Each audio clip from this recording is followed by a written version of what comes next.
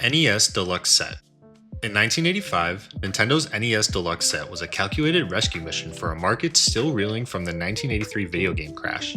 Instead of selling it as just another game system, Nintendo packaged it to look like a futuristic toy, complete with Rob the Robot, the Zapper light gun, 2 controllers, and the games Gyromite and Duck Hunt.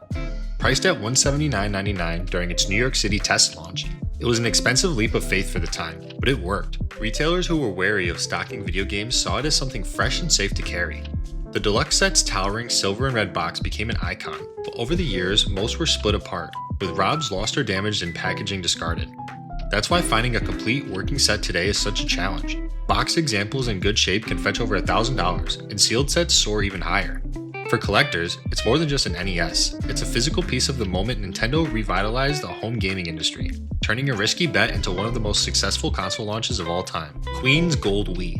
In 2009, to promote the game Big Family Games, publisher THQ commissioned a one-of-a-kind Nintendo Wii coated in 24-karat gold and sent it as a gift to Queen Elizabeth II. The system came with a matching gold Wii remote and nunchuck, plus a copy of the game, all packaged in a custom velvet-lined box. Buckingham Palace ultimately declined the gift, and the console eventually found its way into private hands. For years, it was little more than a quirky piece of gaming legend, occasionally appearing in collector circles and sparking endless speculation about its value. While some believe it could fetch hundreds of thousands of dollars, no confirmed public sale has ever taken place. Most recently, it resurfaced at industry events, showing gamers that sometimes the strangest marketing stunts, especially ones involving royalty, end up creating some of the most famous and coveted consoles in existence. Be sure to hit the like and subscribe button for more video game explainer videos daily. Sega Saturn Launch Edition. In 1995, Sega shocked the gaming world by announcing the Saturn's North American launch months earlier than expected, and then revealing it was already on store shelves the very same day. This surprise move, meant to get ahead of Sony's PlayStation, backfired badly.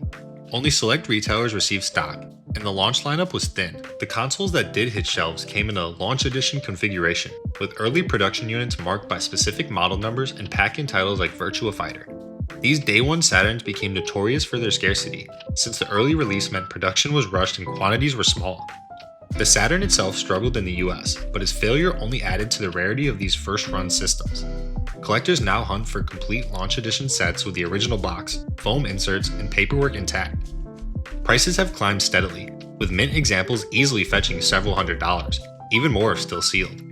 While the Saturn's early launch is often remembered as a misstep in gaming history, for collectors it's a golden opportunity. Owning one of these Day 1 units is like holding a physical artifact from one of the boldest and riskiest console launches ever attempted, Panzer Dragoon Orta Xbox. In 2002, Microsoft and Sega teamed up to release one of the rarest Xbox variants ever, the Panzer Dragoon Orta Limited Edition. Sold exclusively in Japan through Sega Direct, this console was finished in a unique pearl white shell with subtle gray artwork of the dragon from the game on the top panel. Only 999 units were produced, each individually numbered and bundled with a matching white controller, a copy of Panzer Dragoon Orta, and a bonus soundtrack CD. Because it never appeared in retail stores and had to be pre-ordered directly, it slipped under the radar for most Xbox fans outside Japan. Even at launch, importing one was expensive and complicated, which kept overseas numbers incredibly low. Today, complete sets with a certificate of authenticity, all original packaging, and discs in mint condition regularly fetch several $1,000s. For both Sega loyalists and Xbox collectors, it's a prized piece that marks a rare crossover between the two companies. More than just a console, it's a snapshot of a moment when Sega's iconic artistry met Microsoft's first step into gaming hardware, PlayStation 1 Net Heroes A. In 1997, Sony did something no major console maker had done before. It sold a development kit directly to the public. The PlayStation 1 Net Heroes A was a sleek, all-black version of the original PlayStation, designed for hobbyists and aspiring game creators. For $750, buyers got the console, special software, cables to connect to a PC, and access to an exclusive online community where developers could share projects and get support. Unlike retail PS1s, the Net Heroes A could run unsigned code, meaning anyone with the skills could make their own games without official publishing deals. Units were never sold in standard stores, only through a direct application process, and production numbers were extremely low. Estimates range from just a few thousand worldwide. Because of its niche purpose, most ended up in the hands of dedicated tech enthusiasts, not casual gamers, making surviving examples in good condition rare. Today, a complete Net Heroes A with all accessories can bring in over $1,000, with sealed or unused kits going for far more. For collectors, it represents a unique moment when Sony opened the door to indie development long before it became mainstream. Nintendo 64 Pikachu Edition. In 2000, near the end of the Nintendo 64's life, Nintendo released one of its most eye-catching variants, the Pikachu Edition. This bright blue console featured a giant, raised Pikachu on the right side, complete with a light-up power button shaped like Pokeball, and a reset button disguised as Pikachu's foot. Bundled with Hey You Pikachu and a matching blue controller, it was aimed squarely at Pokemon fans during the height of Pokemania. While Nintendo produced several regional variants, including an orange and yellow Japanese version, the North American release was more limited, especially as the N64 was winding down in favor of the upcoming GameCube. Many were sold to younger players, and as a result, finding a complete set today in good condition can be challenging. Boxed examples with all inserts and accessories routinely sell for hundreds, while sealed units push well over $1,000. Beyond its rarity, the Pikachu Edition has a playful charm that sets it apart from the typical sleek or neutral colored consoles of the time. For collectors, it's both a nostalgic Pokemon relic and one of the most visually distinctive home consoles ever produced, a true centerpiece in any retro gaming display. Game Boy Light. In 1998, Nintendo quietly released the Game Boy Light, a handheld that finally solved one of the system's biggest problems, visibility and low light. Exclusive to Japan, it was essentially an upgraded Game Boy Pocket with an electroluminescent backlit screen, allowing players to game comfortably in the dark without an external light accessory. It ran on 2 AA batteries for up to 20 hours without the backlight, or around 12 hours with it on.